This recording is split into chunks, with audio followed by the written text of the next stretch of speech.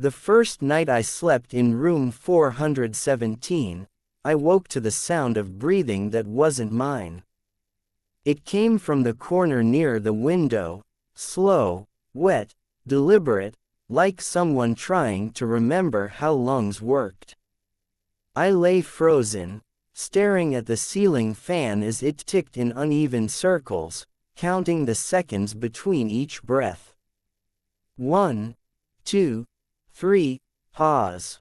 Then a soft drag, as if something heavy shifted its weight.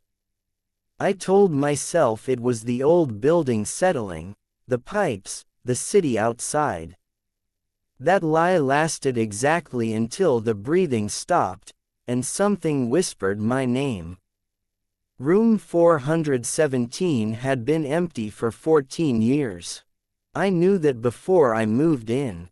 The landlord said it with a shrug, like it was trivia, not a warning. The building was a pre-war apartment complex in a forgotten pocket of Cleveland, all cracked tiles and yellowed hall lights.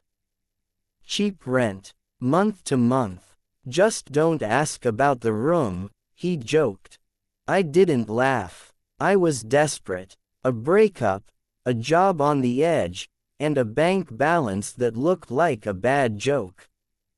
So when I unlocked the door to 417 and smelled dust, bleach, and something faintly metallic, I told myself this was a fresh start. The room itself was simple. One window facing an alley, a narrow closet, a bathroom with a flickering light. The walls were painted an uneven off-white, but beneath it, you could see older colors bleeding through, like bruises that never healed. The first thing I noticed was the mirror. It hung above the dresser, oval and heavy, its frame darkened with age. I didn't remember seeing it during the tour, but there it was, catching the weak afternoon light. When I stepped closer, my reflection seemed delayed.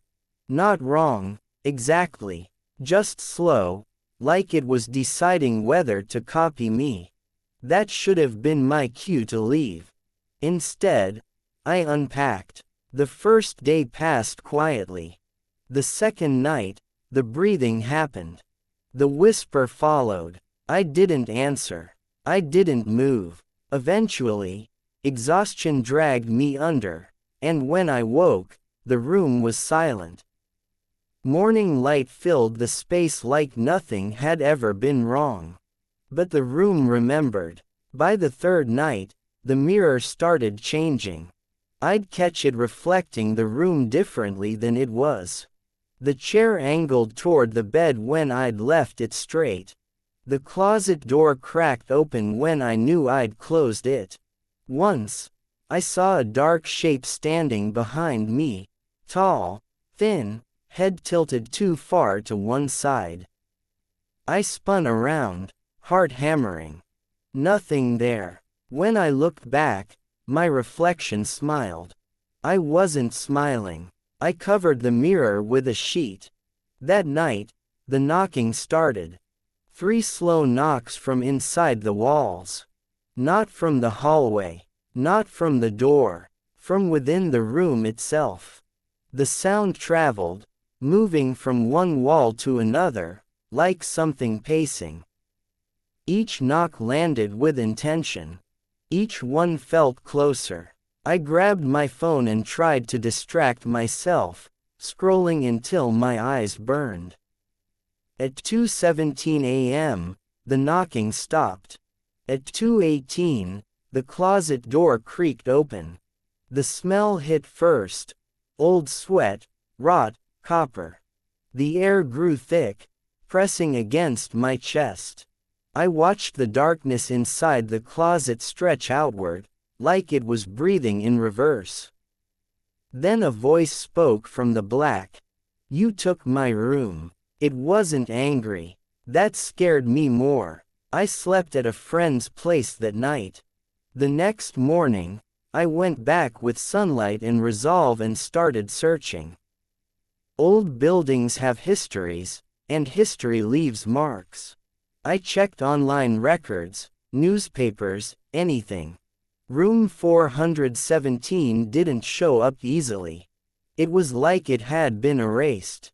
Until I found a small article from 14 years ago. A man named Daniel Mercer, age 34, found dead in his apartment after neighbors reported a smell. Cause of death listed as undetermined. The article mentioned something odd. The room had been sealed by police for weeks.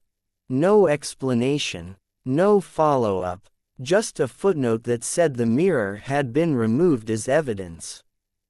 My blood ran cold. The mirror was still there. That night, I didn't leave. I don't know why. Maybe pride. Maybe denial. Maybe the room didn't want me to. At exactly 2:17 a.m., the lights went out. Not just my room. The whole building. Silence fell like a blanket. Then the sheet slid off the mirror by itself, pooling on the floor. The glass rippled, like disturbed water, and my reflection stepped forward. It wasn't me anymore. Its eyes were too dark. Its mouth opened wider than mine could, stretching until the skin around it cracked. When it spoke, it used my voice. He locked me in here. The room changed. The walls darkened, peeling back layers of paint to reveal stains underneath. Handprints, scratches, words carved deep into the plaster. Help me. Let me out. The air filled with panic, thick and choking. I felt it then. Not just fear, but memory. The room was full of it. Images flooded my mind. Daniel pacing. Daniel screaming. Daniel pounding on the door as the mirror watched. The room shrinking. Nights blending together. No food. No water. Just the mirror, showing him a version of himself that smiled when he begged. They sealed the door, the thing said softly. They forgot about me. The closet slammed shut. The knocking returned, faster now, frantic. The mirror creature stepped closer, its feet not quite touching the floor. I just need someone to take my place. I ran for the door. It wouldn't open. The handle burned my palm. The room pulsed, alive, walls breathing in and out. The mirror screamed, a sound like glass shattering underwater.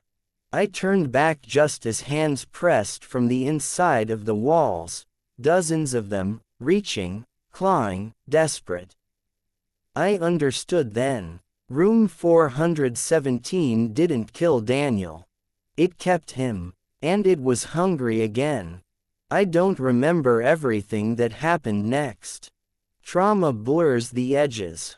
I remember smashing the mirror with the chair. I remember the sound, high, furious, endless.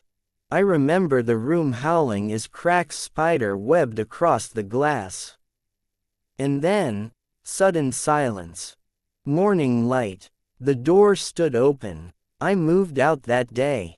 Left everything behind. I didn't report it. I didn't tell anyone. What could I say? That a room tried to trade souls. Weeks passed. Then months. I started sleeping again. Started believing it was over. Until I saw my reflection smile in a window I wasn't standing near. Room 417 didn't let me go. It just followed me out.